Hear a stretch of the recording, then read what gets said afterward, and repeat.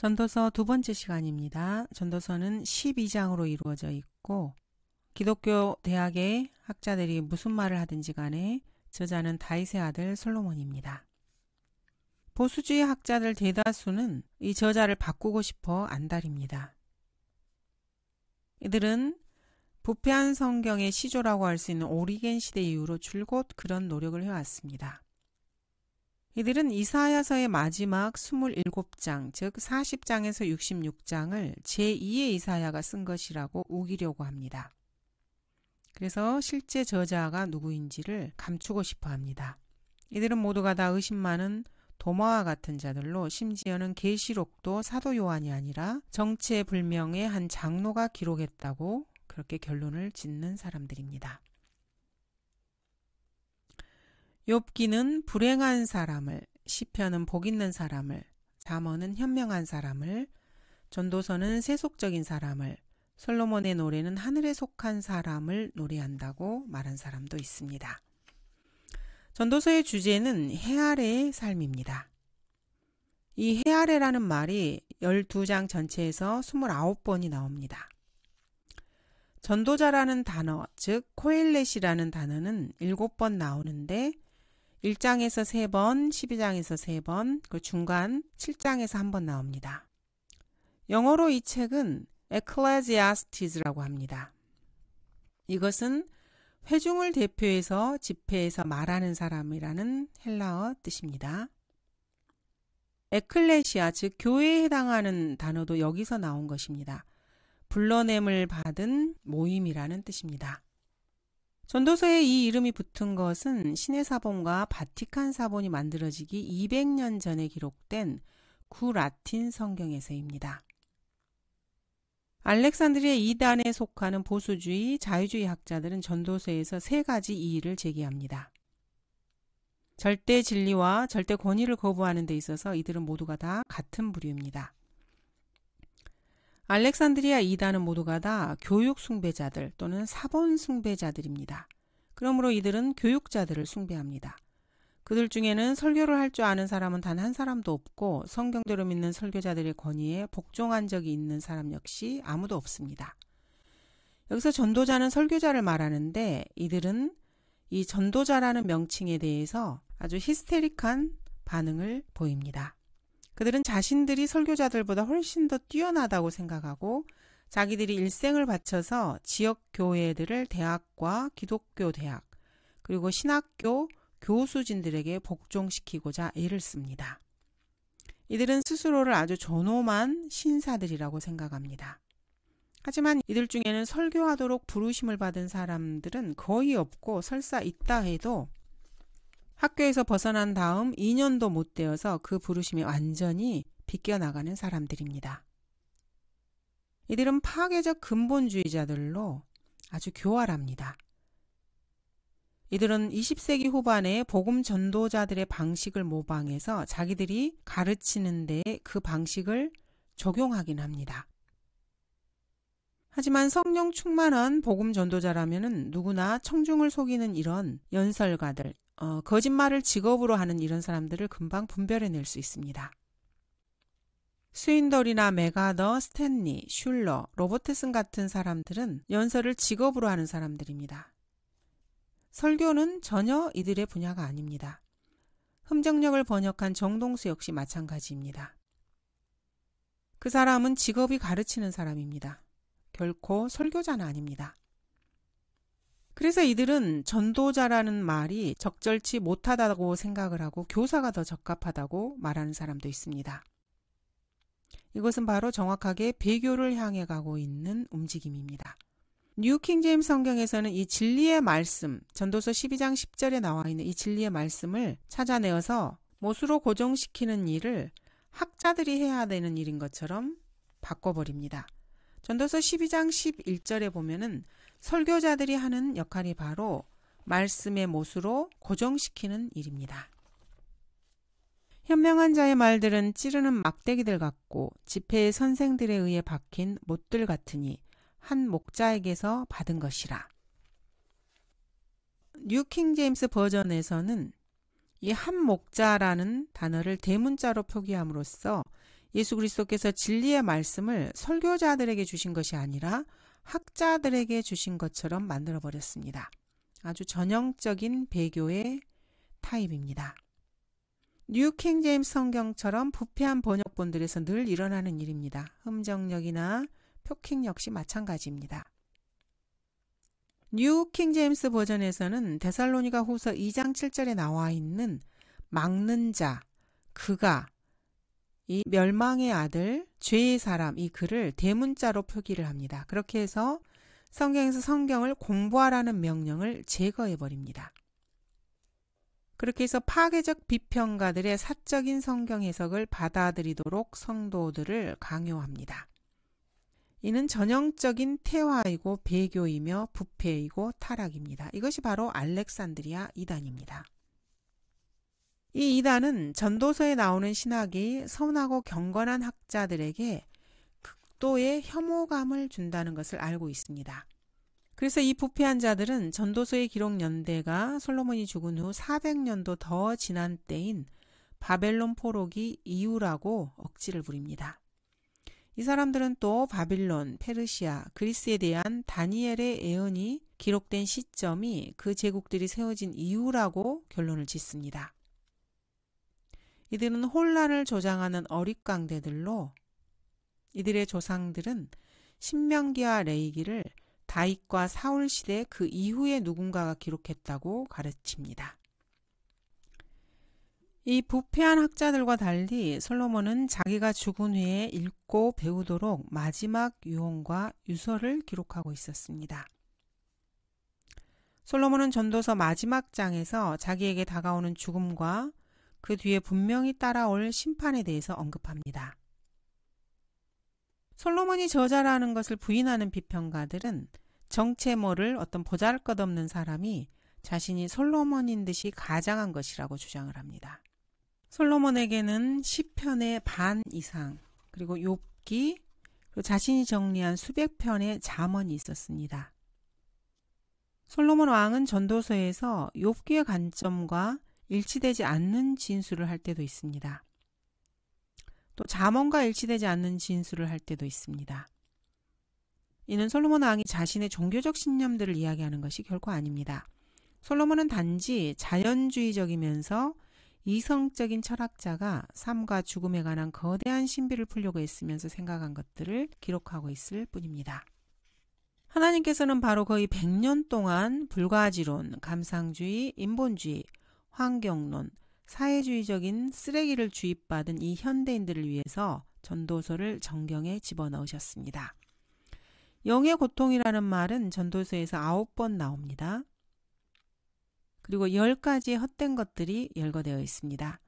하나님의 임재와 승인, 복, 권능을 배제한 이것들은 모두가 다 헛된 것들입니다. 쓸모없고 가치가 없으며 바람 같고 수증기 같습니다. 자, 첫 번째, 이기적인 삶은 헛됩니다. 두 번째로 쾌락의 몸을 바치는 것은 헛됩니다. 세 번째, 갖지 못한 것을 탐내는 것 역시 헛됩니다. 유명하게 되는 것 역시 헛되고 수고와 일이 헛되다고 말합니다. 야망이 헛되고 미래를 위해 준비하는 것이 헛되며 돈을 축적하는 것이 헛되고 세상의 지혜가 헛되며 낙관주의가 헛되다고 솔로몬은 주장합니다. 솔로몬 왕은 삶에 대한 결론을 삶이 헛되고 사람이 죽는 날이 출생하는 날보다 낫다고 내립니다. 살아있는 개가 죽은 사자보다 나음이라고 말하고 있습니다. 또 때와 기회가 다 있지만은 믿음으로 사는 사람이건 그렇지 않은 사람이건 모두에게 때와 기회가 있지만 사람이 세운 모든 계획은 뒤엎어질 수 있고 그러면 즉사해서 심판을 마주하게 된다고 말하고 있습니다. 심판을 마주하게 됩니다. 신약 교회 시대에는 주 예수 그리스도를 믿음으로 구원을 받는 믿음이 중요한 시대입니다. 그렇지만 솔로몬은 믿음과 행위 체제 하에서 사는 구약 시대 사람이었습니다. 솔로몬 이전의 1000년, 그 이후의 1000년 모두 유대인들은 그러한 믿음과 행위 체제에 살았습니다. 하나님께서는 솔로몬의 귀에 들리도록 2번이나 말씀하셨습니다. 이는 그리스도의 상처들의 손가락을 대어본 도마와 마찬가지로 믿음으로 행하는 것이 아닙니다. 자연현상 뒤에 숨겨진 신성한 무언가 같은 것은 전혀 없었습니다. 하나님께서는 솔로몬 왕에게 2번 말씀하셨습니다. 엘리야와 엘리사의 기적들은 홍해를 건넌 것, 요단강을 건넌 것, 히스기야의 해시계, 여호수아의 우박덩이들과 똑같이 믿음으로 하는 것이 아니고 보는 것으로 행한 것입니다. 아무도 믿음으로 행하지 않았습니다. 전도서는 생각하는 사람을 위해 기록한 것입니다. 하나님께서는 인간의 생각을 아십니다. 주님은 내가 너희 마음속에 생기는 일들을 일일이 아노라고 말씀하십니다. 철학을 올바로 공부하는 사람들은 죽음에 대해서만 연구한다고 말한 사람이 있습니다. 솔로몬은 그 주제에 대해서, 즉 죽음에 대해서 많은 이야기를 합니다. 이는 현명한 자에 대한 기억이 어리석은 자에 대한 기억보다 영원히 더 남아있지 못하며 지금 있는 것이 장차 올 날들에 모두 잊혀지게 됨을 볼 것임이라. 또한 현명한 자가 어떻게 죽는가? 어리석은 자와 같도다. 그러므로 내가 삶을 미워하였나니 이는 해 아래서 행해지는 일이 내게 슬픔이기 때문이라. 모든 것이 헛되고 영의 고통이라. 솔로몬 역시 욥이 도달한 동일한 결론에 이르게 됩니다. 솔로몬은 그냥 다른 경로로 욥의 결론에 도달한 것뿐입니다. 파괴적 비평가들은 솔로몬이 잠언에 나오는 절대적인 것들에 대해서 회의적이었다고 말하는 경건한 배교자들의 온갖 헛소리를 가지고서 전도서를 마주하게 됩니다. 잠언에 나오는 절대적인 것들과 어울리는 전도서 구절들이 있습니다. 내 마음이 지혜를 알고 있으면서도 나는 내 마음속에 내 자신을 포도주에 내어주기를 구하였으며 사람들의 아들들에게 무엇이 그처럼 좋은가를 알기까지 어리석음을 쥐고 있었으니 이는 그들 생애의 모든 날 동안 그들이 하늘 아래서 행해야 하는 것이로다. 솔로몬은 창세기에서부터 욥기까지 읽고 나서 참되다고 알게 된 내용들을 창세기부터 욥기까지 전혀 읽어본 적이 없는 인본주의 불신자의 관점으로 상황을 해석하고 있습니다. 솔로몬은 유사한 생각을 가지게 될 독자들을 위해서 합리주의, 인본주의, 경험론적, 실존주의적 관점으로 이리저리 뛰어다녀보는 것입니다. 솔로몬이 전도서에 자신의 생각을 기록한 내용은 모두가 다 절대적인 성경 진리를 가르치려고 한 것은 결코 아닙니다. 솔로몬은 현명한 자들을 자신들의 꾀에 빠지게 한 것입니다. 왜냐하면 솔로몬은 이 현명하다고 하는 사람들의 생각이 헛되다는 것을 이미 알았기 때문이었습니다. 또다시 기록되기를 주께서는 현명한 자들의 생각을 아시는데 그들의 생각은 헛된 것이라 하였느니라. 솔로몬은 구원받지 못한 죄인이 다루어 볼 만한 모든 분야를 다루기 위해서 서로 다른 사고방식을 시험해보고 있다는 그런 말이 이 전도서에 참으로 많이 나옵니다. 예를 들면 전도서 1장 13절입니다. 내가 하늘 안에서 행해지는 모든 일들에 관하여 내 마음을 다하여 지혜로 찾고 탐구하였는데 이 심한 노고는 하나님께서 사람의 아들들에게 주사 더불어 수고하게 하신 것이라. 하늘 아래 모든 것에는 시기가 있고 모든 목적에는 때가 있으니 그러므로 내가 돌이켜 해 아래서 행해진 모든 압제를 생각해 보았도다. 압제받았던 자들의 눈물을 보라. 그들에게는 위로자가 없었도다. 그들을 압제하는 자들 편에는 권세가 있었으나 그들에게는 위로자가 없었도다. 이런 구절들에서 솔로몬이 구원받지 못한 죄인들이 다루어 볼 만한 그런 모든 분야를 다루고 있다는 것을 알 수 있습니다. 전도서는 한 번에 처음부터 끝까지 기록된 책이 아닙니다. 그렇게 했다면은 그것은 한 번도 뭔가를 조사해 보거나 고려한 적이 없는 내용들을 기록한 그런 책이 되었을 것입니다. 그렇지만 전도서의 내용들은 50년이 넘는 기간에 걸쳐서 기록되었을 것입니다.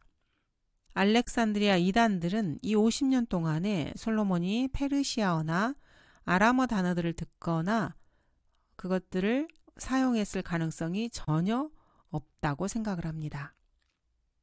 그렇지만 솔로몬은 페르시아어를 썼을 것이고 아람어 단어들도 썼을 것입니다. 창세기 31장에서 아람어가 인용되는데 이 아람어는 솔로몬보다 1800년도 더 이전에 사용된 것입니다. 페르시아인들 역시 솔로몬이 태어나기 400년도 더 이전에 그 땅에 정착한 아리안족이었습니다. 전도서는 예루살렘에 있는 왕 다윗의 아들이 쓴 기록물이 맞습니다. 이와 다르게 생각하는 스스로 경건하다고 생각하는 학자들이 있다면 그 사람들을 100% 버려야 합니다. 학자들이 성경을 혼란스럽게 하면은 하나님께서는 그 사람들의 정신을 혼잡케 한다는 것을 우리는 이미 다 알고 있습니다. 누군가 성경 말씀을 붙잡고 이리 빼고 저리 더하고 하면서 자신의 생각을 집어넣게 되면은 하나님께서는 그 사람의 지성을 마비시켜 버리십니다. 그의 지성을 혼잡시키는 것입니다.